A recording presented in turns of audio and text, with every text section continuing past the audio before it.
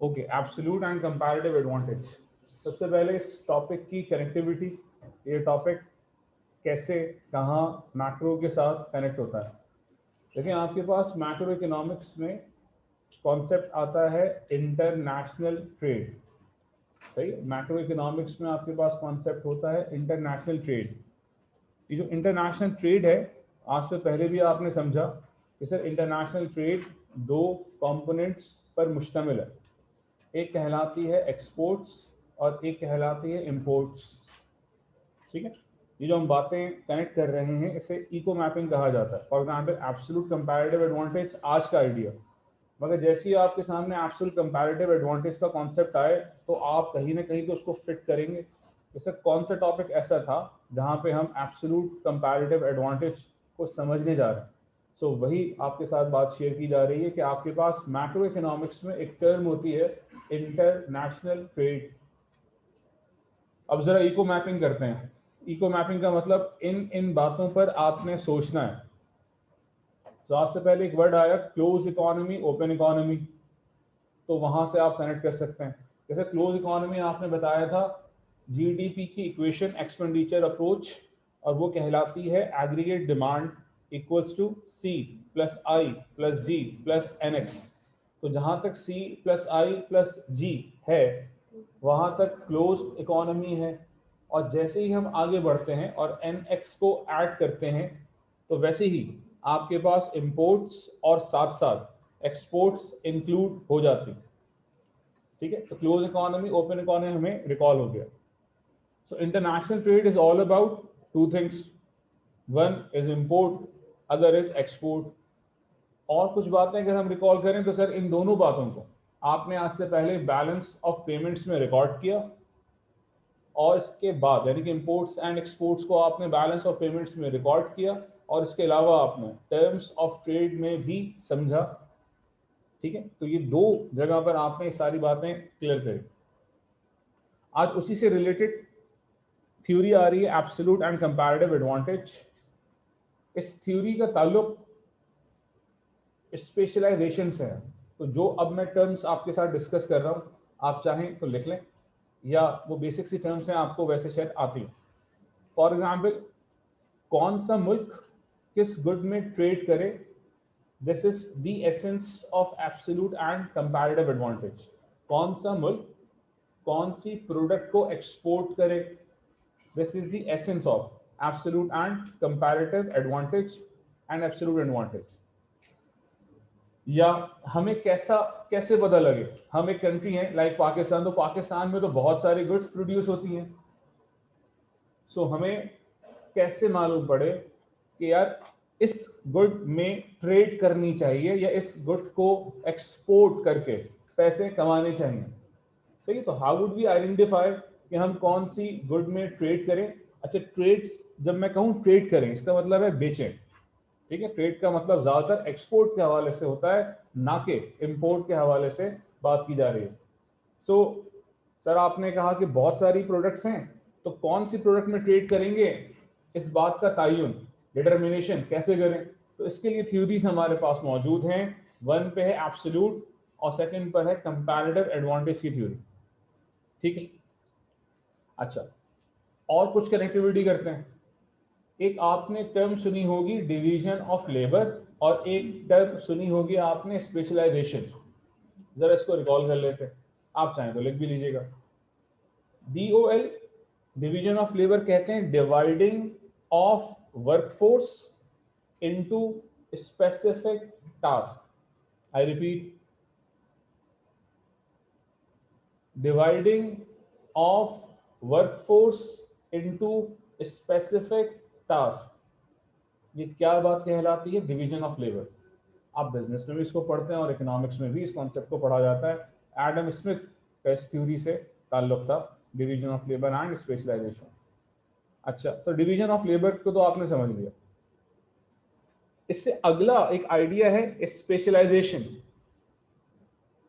Specialisation हम define करते हैं concentration on a particular task. Concentration on a particular task, इसे कहा जाता है स्पेशलाइजेशन।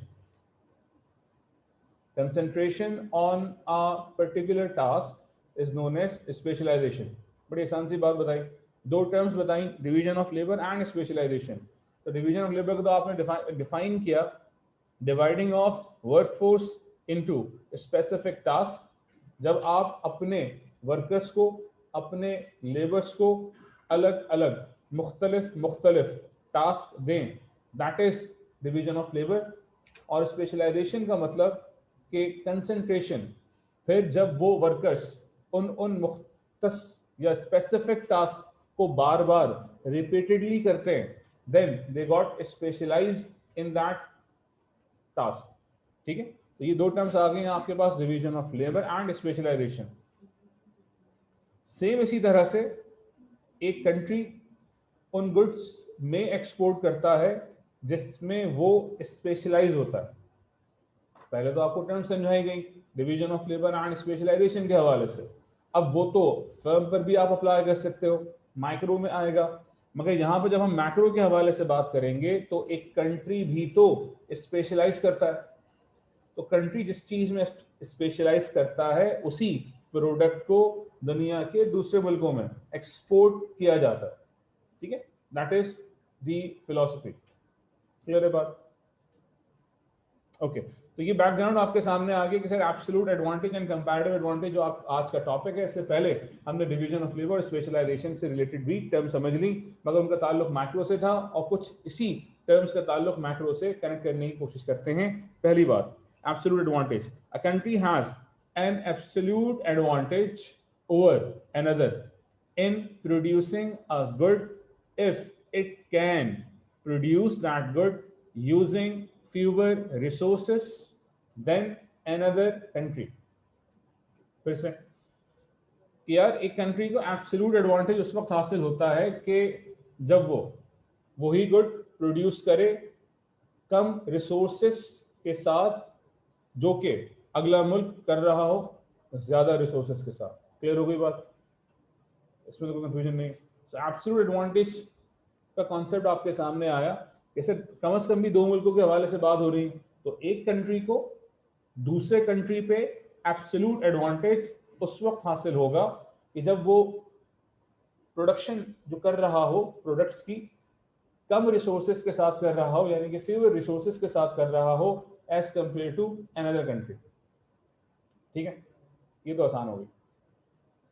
अब रिसोर्सेज में यहाँ पर ऑब्वियसली आप फैक्टर्स ऑफ प्रोडक्शन की बात करेंगे, आपके जहन में फौरन आएगा कि सर आप लैंड के हवाले से बात कर रहे हैं, आप लेबर की बात कर रहे हैं, आप कैपिटल की बात कर रहे हैं, और साथ साथ इसमें टाइम को भी हम इंक्लूड करेंगे। यानी कि अगर फैक्टर्स ऑफ प्रोडक्शन में हमने डिस्कस ना भी किया हो तो इसमें टाइम का कॉन्सेप्ट एम्बेडेड है, पहले से डिफॉल्ट में शामिल है।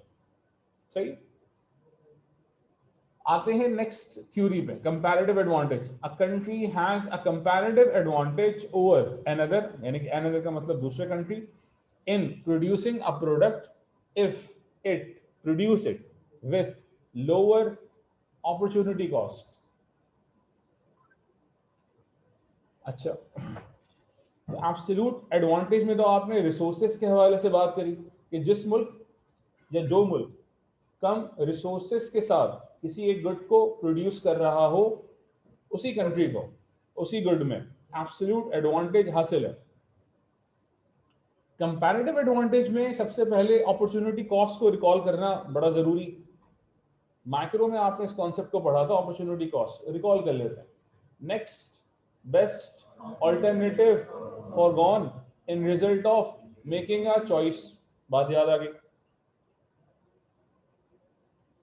और एग्जाम्पल दी थी 4 पिक्चर्स की, शायद ये 3 पिक्चर्स की दी थी। सही, उम्मीद है भूल गए होंगे। ठीक है जी, तो वो बड़ी अच्छी एग्जाम्पल थी, एनी हाउ काम आने वाली। तो अब जरा आइडिया को समझते हैं एग्जाम्पल के थ्रू।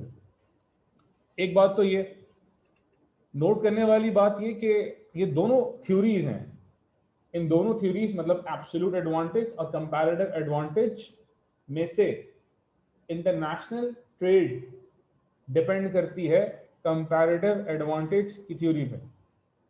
फिर से दो आइडियाज हैं, one is absolute advantage, second is comparative advantage.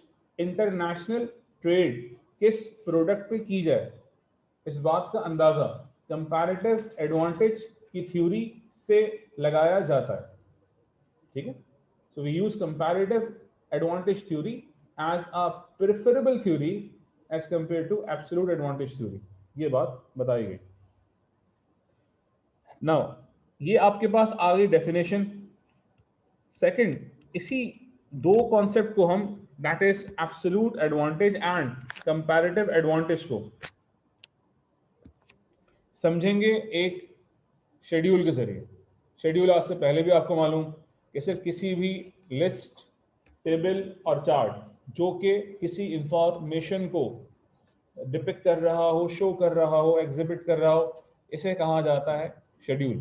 ठीक है, ये वो नंबर्स हैं जो अगर आपने एक बार समझ लिए तो पेपर 2 जहां पर आपके पास सेक्शन बी है तो वहां पर आप ये शेड्यूल ऑटोमेटिकली खुद से बना सकते हैं। फॉर एग्जाम्पल, अगर आपसे कहा जाए कि डिमांड कर्व को ड्रॉ करें, उससे पहले आप डिमांड शेड्यूल अपनी मर्जी से अपने पास से नंबर इस्तेमाल करें और उसमें फिट इन कर दें। सेम इसी तरह से अगर आपके पास एब्सोल्यूट और कंपैरेटिव एडवांटेज की थ्योरी के बारे में लिखने के लिए आए तो ये वाले नंबर्स यानी कि शेड्यूल आप शो कर सकते हैं, पहली बात। दूसरी बात, इसी चार्ट की मदद से आपको सिखाया जाएगा कि अगर क्वेश्चन आ जाए एब्सोल्यूट एडवांटेज और कंपैरेटिव एडवांटेज का तो एमसीक्यू के क्वेश्चन आप किस तरह से सॉल्व करेंगे। सेम उसी तरह से जहां पर आपको आरपीआई की कैलकुलेशन सिखाई गई थी और फिर जब आपने क्वेश्चंस करे थे कैलकुलेशन वाले तो वो आपसे हो गए। जरा देखते हैं रिसोर्स क्या है। रिसोर्स हमारे पास आज है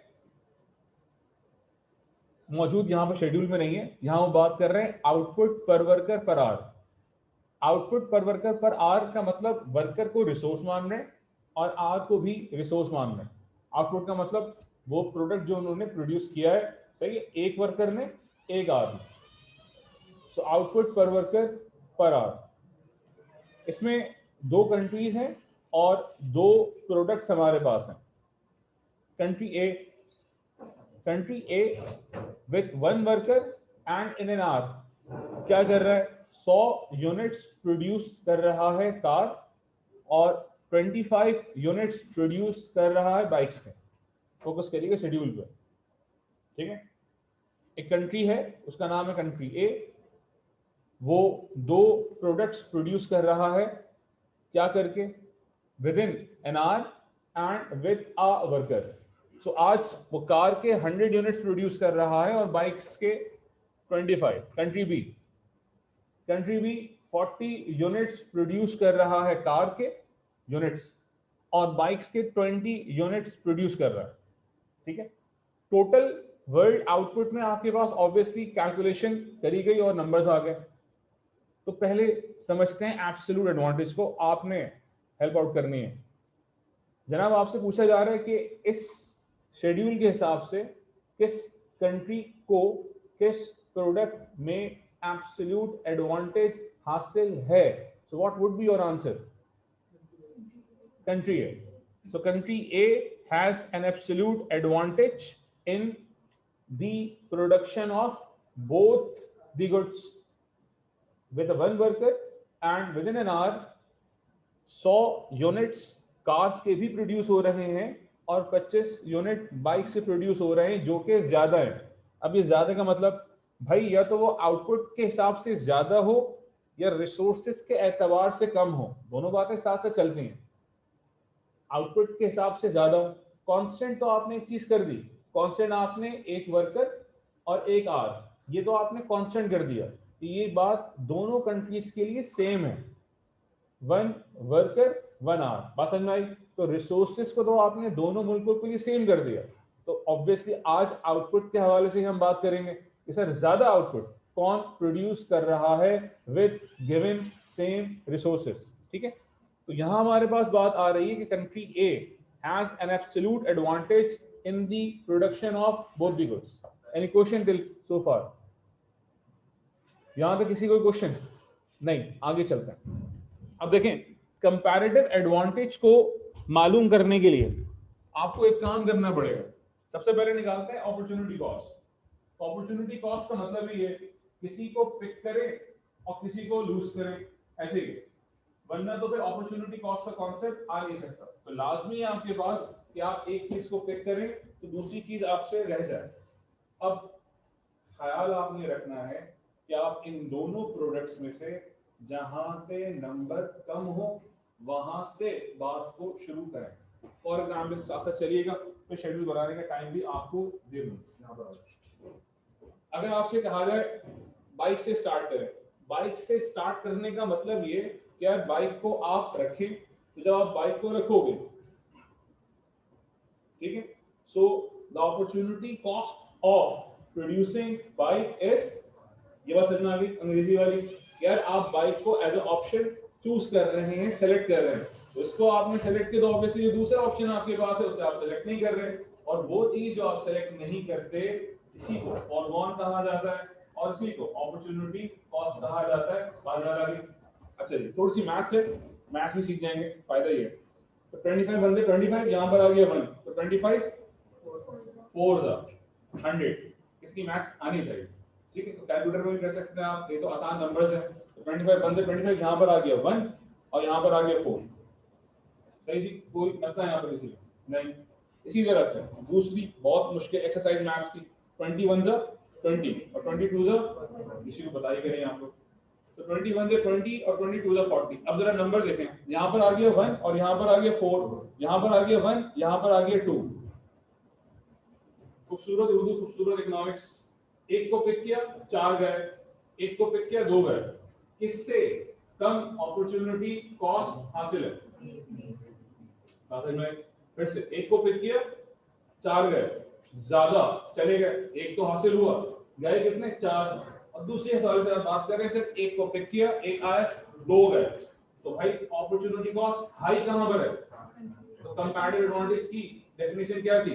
a country has a comparative advantage in producing a product which has lower opportunity cost in producing a product.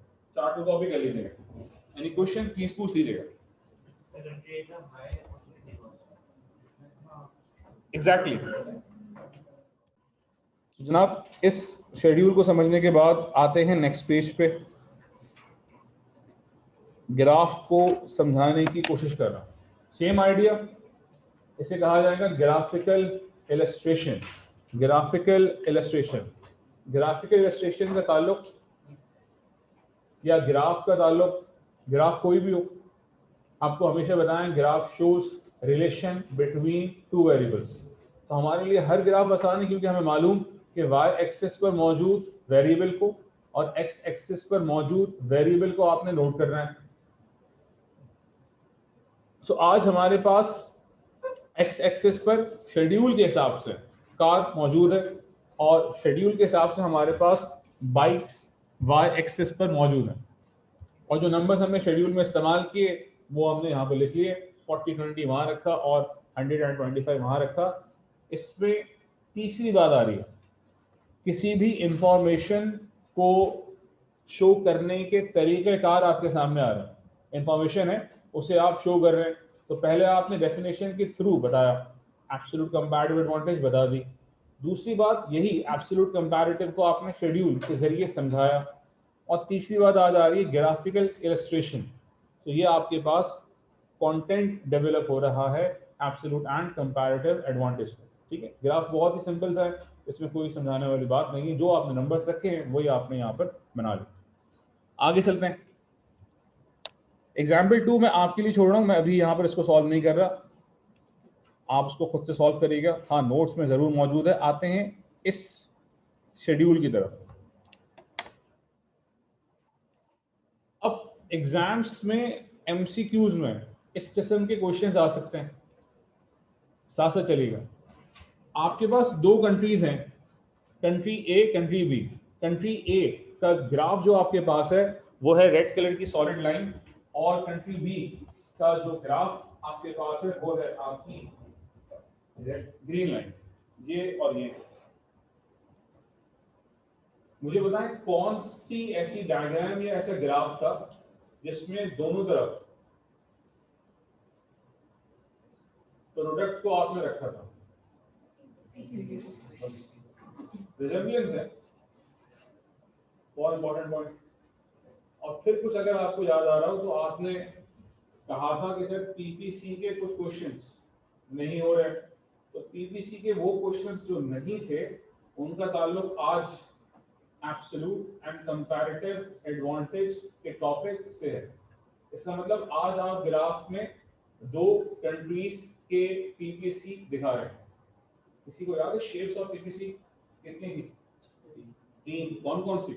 Increasing opportunity cost, decreasing opportunity cost, constant opportunity cost. तो ये कौन सा PPC module? Constant opportunity cost. ये है वो बातें जो आपने हमेशा नोट करनी है ताकि आप कहीं ना कहीं पिछले लेक्चर्स के साथ कनेक्टिविटी बनाते जाएं। सही होगी बात? याद आ गई? चलते हैं। कंट्री ए की बात कर रहा हूँ, इस पर्टिकुलर पॉइंट की बात कर रहा हूँ, समझिएगा। कंट्री ए अगर इस पॉइंट पर प्रोड्यूस कर रहा है तो कितने यूनिट्स प्रोड्यूस करेगा?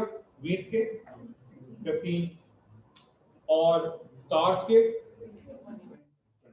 अच्छा, सेम इसी पॉइंट पर जो 7 है तो एमसीक्यू से हो पाएंगे, अदरवाइज नहीं हो पाएंगे। सेम पॉइंट पे कंट्री बी कितने यूनिट्स प्रोड्यूस कर रहा है और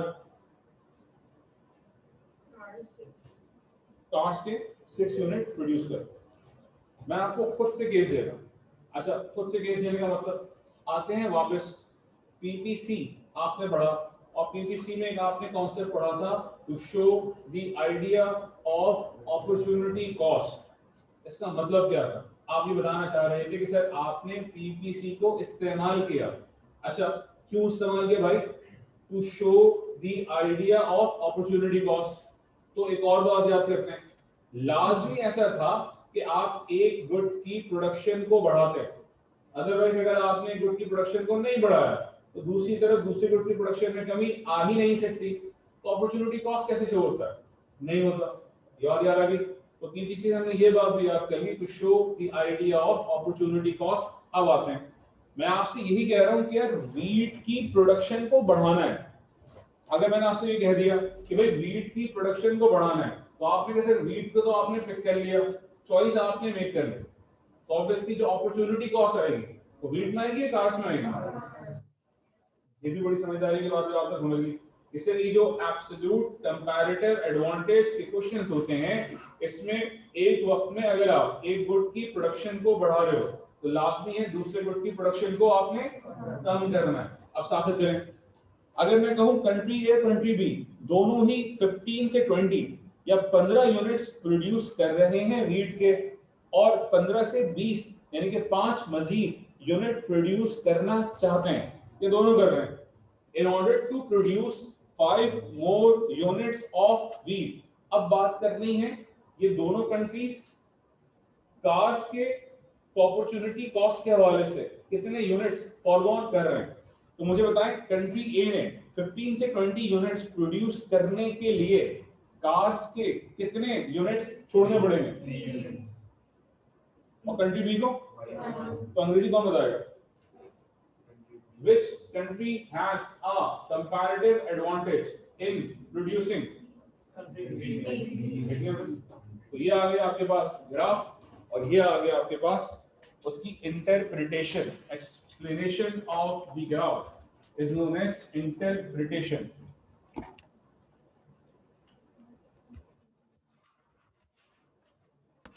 नोट्स में आगे बढ़ते हैं और कोशिश करते हैं इस बात को समझने की। देखें, आपके पास एब्सोल्यूट कंपैरेटिव एडवांटेज के क्वेश्चंस की जो फ्रीक्वेंसी है एग्जाम में, वो कोई 15 से 20 सालों में कोई 2 से 3 बार है, या हार्डली कोई 2 बार है। मतलब जून के हिसाब से कहा जाए तो 1 से 2 बार हार्डली वो क्वेश्चन आया, ठीक है। तो ये इसकी फ्रीक्वेंसी है 15 से 20 सालों में। हाँ, एमसीक्यूज में ये चीज़ें हर साल ही तकरीबन नज़र आती हैं। अच्छा, अब अगर 8 मार्क का क्वेश्चन आ जाए तो आपके पास इनफ मटेरियल है, आपने डेफिनेशन के थ्रू, शेड्यूल के थ्रू, डायग्राम के थ्रू समझा दी, तो 8 मार्क्स तक वो आराम से पहुंच सकते हैं, क्योंकि जनरल पैटर्न ऑफ राइटिंग के हवाले से इंट्रोडक्शन, एग्जाम्पल, एक्सप्लेनेशन 8 मार्क्स हो जाते हैं। हाँ, एक साल 12 मार्क्स के लिए ये सवाल पूछा गया था एग्जामिनर की तरफ से, जो कि मुश्किल था। मुश्किल इस वजह से था क्योंकि हम थ्योरीज थ्योरीज कहलाती है भाई। एब्सोल्यूट एडवांटेज एक थ्योरी है, कंपैरेटिव एडवांटेज एक थ्योरी है, पीपीसी भी थ्योरी कहलाती है, डिमांड सप्लाई का भी एक आइडिया एक थ्योरी है। हर एक थ्योरी की कुछ लिमिटेशंस होती हैं। आई रिपीट, नया वर्ड है आप लोगों के लिए, सीखना है हमने। हर एक थ्योरी की लिमिटेशंस होती हैं। अच्छा, आसान करते हैं इसको। पीपीसी में आपने कहा कि सर एक कंट्री 2 गुड प्रोड्यूस कर रहा है, वरना आप तो रियलिटी में कहेंगे कि सर रियलिटी में ऐसा हो ही नहीं सकता कि एक कंट्री सिर्फ 2 गुड्स प्रोड्यूस कर रहा है। तो आप कभी कभी आइडियाज को सिंपल प्रेजेंटेशन के लिए उन आइडियाज को सिंपल वे में एक्सप्लेन करते हैं, सही है। इसी को लिमिटेशन कहा जाता है। क्या ये थ्योरी इस हद तक ही बात कर सकती है, रियलिटी इससे बहुत मुख्तलिफ है। रियलिटी में तो आप ये कहेंगे जैसे पीपीसी में तो आपने 2 गुड्स को दिखाया कि एक कंट्री 2 गुड प्रोड्यूस कर रहा है, एक्चुअली तो कंट्रीज हजारों गुड्स प्रोड्यूस कर रहा होता है। सेम इसी तरह से आज एब्सोल्यूट एंड कंपैरेटिव एडवांटेज की थ्योरीज हैं। तो ये थ्योरीज की जो क्रिटिसिज्म है, ये एग्जामिनर आपसे नहीं पूछते, सिलेबस से ये बाहर है, मगर 8 मार्क्स से आगे अगर हम चलते हैं तो 12 मार्क्स के क्वेश्चन को सॉल्व करने के लिए हमें कहीं ना कहीं ये चीजें चाहिए होंगी। ठीक है, मैं डिस्कस कर रहा हूँ। The theory is based on unrealistic assumptions such as factors of production are immobile and fixed। ये हम नहीं कह रहे, थ्योरी कह रही है कि भाई फैक्टर्स ऑफ प्रोडक्शन एक जगह से दूसरी जगह मूव नहीं हो सकते और फिक्स है। इस बात का मतलब ये, technology is fixed. Technology is fixed का मतलब ये कि दोनों मुल्कों में जो टेक्नोलॉजी इस्तेमाल हो रही है वो सेम है, सिमिलर है। तीसरी बात, रिसोर्सेज आर फुली एम्प्लॉयड, कि तमाम की तमाम जो रिसोर्सेज हैं उस कंट्री में वो फुली एम्प्लॉयड हैं, जो भी रियलिटी में यानी कि रियल वर्ल्ड में ऐसा होना नामुमकिन ही होता है। Imports and exports balance each other. Imports and exports balance each other आपने पढ़ा था बैलेंस ऑफ पेमेंट्स में। ये भी नामुमकिनात में से एक बात है कि कंट्री में एक्सपोर्ट्स बिल्कुल बराबर हो इंपोर्ट्स के, तो उस वक्त की कंडीशन हो तो ये आपके पास अनरियलिटी चेक है। There is free trade. Free trade का मतलब होता है कि दो कंट्रीज अगर आपस में ट्रेड कर रही हैं तो उनके दरमियान किसी भी किस्म की रिस्ट्रिक्शन मौजूद ना हो, जिसको हम आज से पहले पढ़ चुके हैं ट्रेड प्रोटेक्शनिज्म में। तो 3 बातें आपके सामने रखी गई थी, टैरिफ, कोटा, एम्बार्गो। कम से कम 3 बातें अब तक आपके साथ शेयर करी गई हैं, वही हैं। तो ये आपके पास लिमिटेशन आ गई। अब अगर आपने लिमिटेशन भी लिख दी तब भी आपका 12 मार्क का सवाल आप आराम से पहुंच सकते हैं। ठीक है, so that is the idea और theory of absolute and comparative advantage.